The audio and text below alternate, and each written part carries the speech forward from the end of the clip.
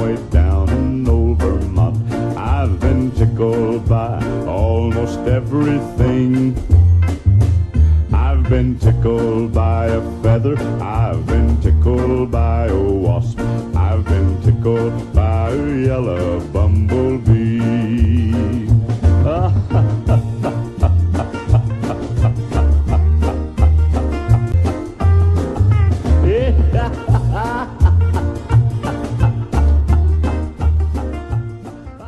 Welcome back.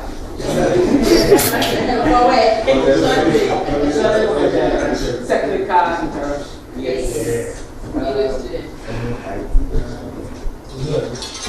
That's this is my presentation. I've got the course and the course code, the lecturer's name, everything's there. Let me quickly go to my topic.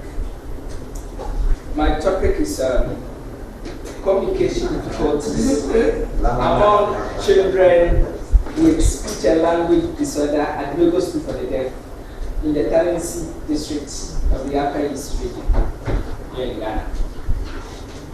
All right.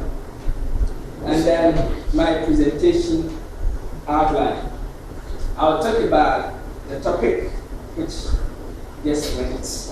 I'll go to the background of the study, the statement of the problem. I'll also move on to the purpose of the study, the objectives of the study. Then I'll ask some questions, and then move on to the significance of the study. I will review some strands and then provide the references for my study. Right. Now, background of the study. Professor W. asserts in a book, Teaching Language and Speech, that one of the fundamental components of life is the ability, the capacity, the capability to communicate, the power to communicate clearly, the potency to communicate. Clearly with meaning to the understanding of others who are listening to you. I mean, the speaker. But unfortunately, this is not so with some children as well as even adults. Statement of the problem.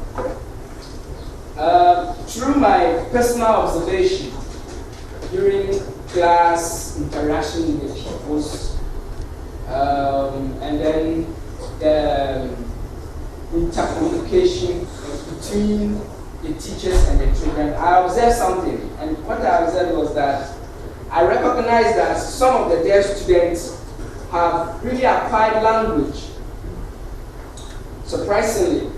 And then,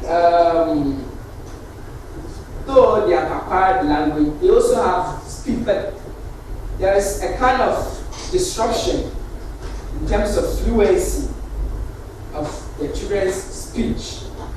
In fact, I tried to sample some of these children, and then from the KG through the primary to the JHS, at least I could get about 25 children who have speech and then have acquired language.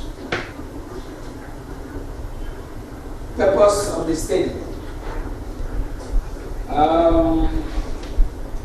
This is the reason for the study.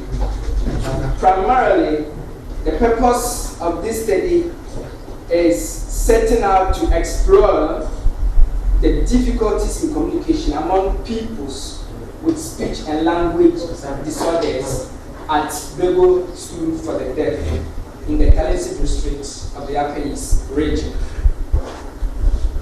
Now, the objectives of the study.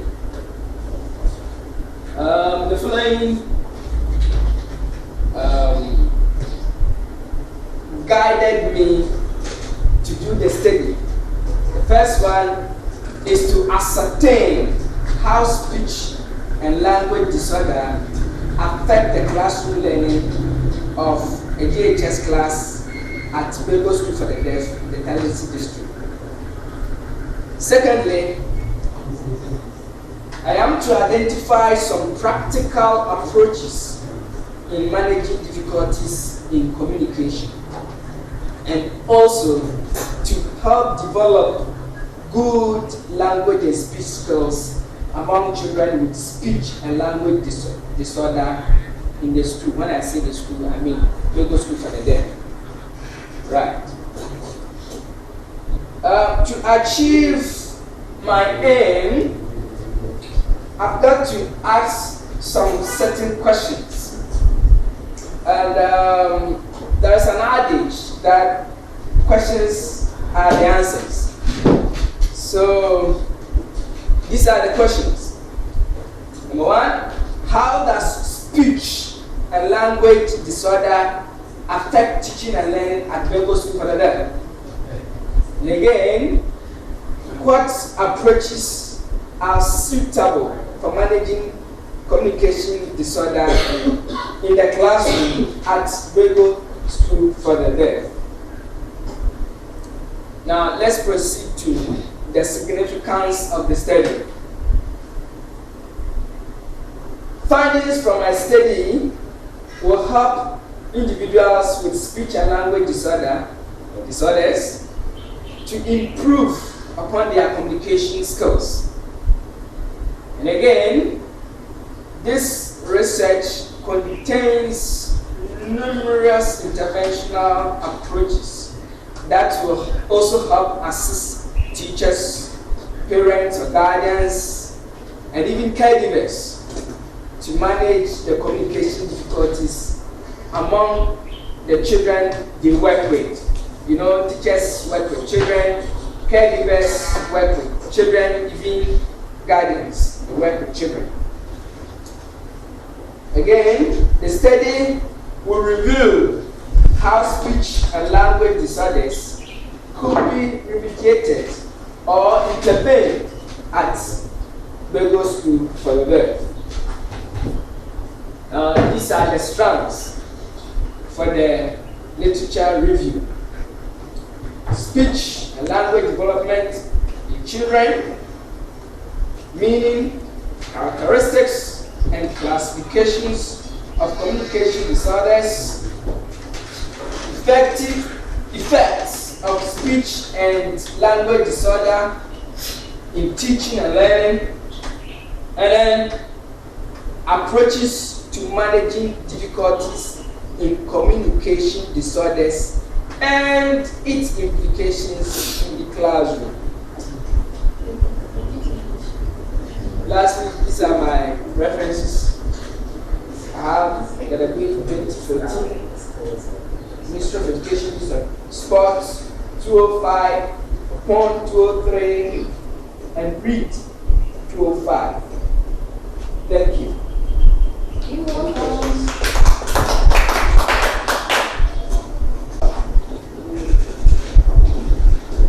You first of all have to get to know some of these approaches. If you know the approaches, using it is much easier. For example, we have approaches like minimal pairs theory, been taught by Prof. We also have communicative argumentation boards, where you prepare some boards. You can even have a cardboard, and then you write some routine activities. Let's say a child going out to urinate or something of that sort. That can aid. You can even use cues. Prof have even been using cues in the class. That it helps. So before, let's say for example, if you want to use cues, if you want to, let's say book, before you mention the word book, you point on the book before you say it. So you see, these are some of the practical ways you can use some of the approaches. So you first of all have to know the approaches, and the approaches are many. All right, thank you.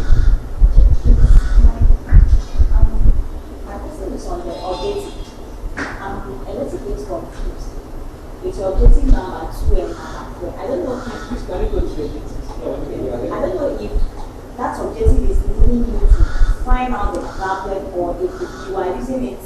I don't really understand it. I don't know whether the objective is concentrating on you solving the problem or you finding out what the problem is. All right, thank you. Before you solve any problem, you've got to know the problem.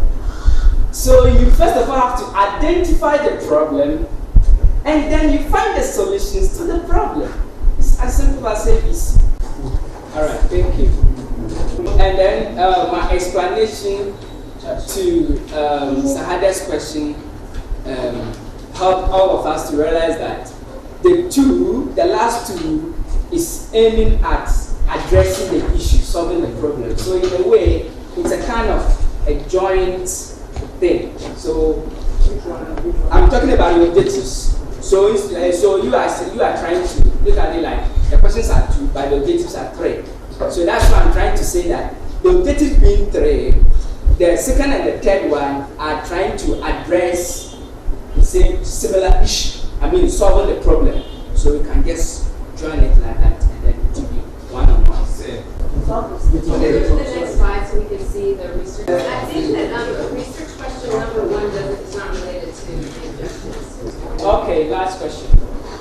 You want me to go to the next one? I want to ask if the school is a school for the deaf or is an inclusive school. It's school for the deaf.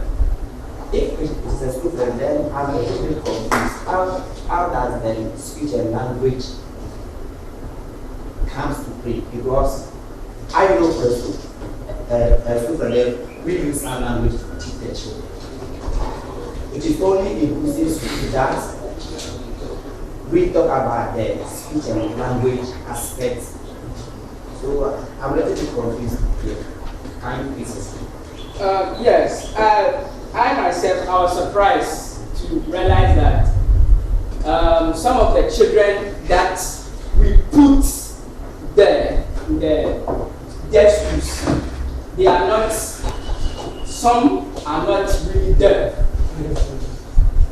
You get me? In fact, by the time you were even getting to the end of the semester, the headmaster was preparing a list of children who are not supposed to be in the deaf school, that they should be in a normal school. So he is preparing a list to take them to a normal school. And in fact, a regular school, sorry. Thank you for the correction. And in fact, I was surprised when the first day I entered the JHS 3 class. I wrote my name on the board during the introduction, and then one of the students mentioned my name, Gabriel. And that really interested me to go into this, so that if they are to be there, then how can we help those children so that they will be successful in terms of their academics, because they are there, and that's the reality. Yes, I wanted to add a literature strand for you, because there are many schools in other parts of the world where they do include both kinds of, they include all children in schools for the deaf, and they include sign language, they include speech training and other kinds of communication disorders. So if you look at some things outside of Ghana and Africa, you might find some things on strategies that are used in schools for the deaf to train children to use communication strategies other than sign. All right, thank you, everybody. I think that was the last question. That was the last question. Mine is not a question. Oh, okay. I would like to tell you that you should go and check your objective 3. My Objective 3. okay. You're defending something that you shouldn't have defended. To me, it's not, to get developed, it's not a good objective. Okay. Please, can you say something like To develop. So how should we have Take away to help and say to develop. All right. All The right. objective we say to help develop. It's not a good All right. objective. All right. Thank you. I think the whole class will learn something.